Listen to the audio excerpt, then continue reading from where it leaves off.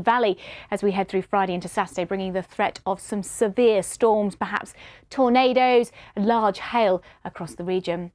For South America, the heaviest of the rain still focused across the north of the continent, particularly for Ecuador, northern Brazil and southern Colombia. Could be some flooding issues here.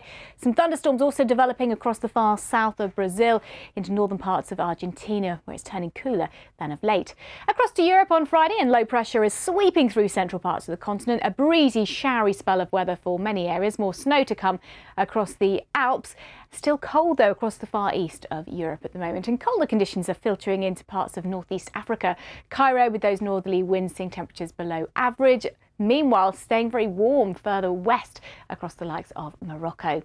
Still fairly unsettled across parts of the Middle East at the moment. We've got some cooler air working in across Syria, into Iraq as well. Some heavy snow showers across the Caucasus, and some of them are pushing into central parts of Iran as well.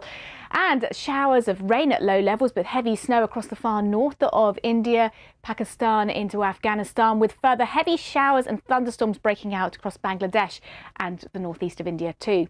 Pretty warm weather holding on for the likes of Beijing, and that warmth spilling across the Korean peninsula towards Japan at the moment. One or two heavy showers lingering across the southeast of China, but not the persistent rain that we've seen of late.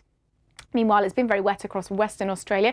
Still some showers on Friday, but they're edging their way eastwards into central parts of Australia. A drier spell of weather for the likes of Brisbane towards Hobart, and largely dry at the moment for New Zealand, but wet and windy weather soon to be sweeping in from the west. Bye-bye.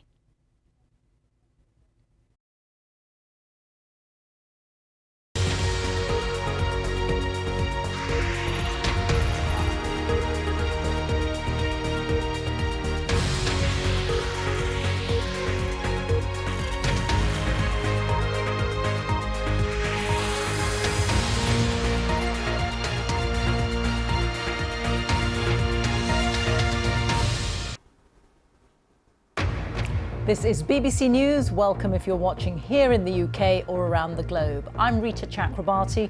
Our top stories. The German president has welcomed the British monarch King Charles on his first state visit of his reign. They inspected a guard of honour at the Brandenburg Gate in Berlin. Footage shows ambulances and families outside the migrant centre fire in Mexico, which has killed 38 people. Amsterdam warns rowdy British sex and drug tourists to stay away in a digital discouragement campaign targeting men aged 18 to 35. An icon and a trailblazer. Tributes pour in from around the world for the British presenter, comedian and drag artist Paul O'Grady, who's died suddenly aged 67.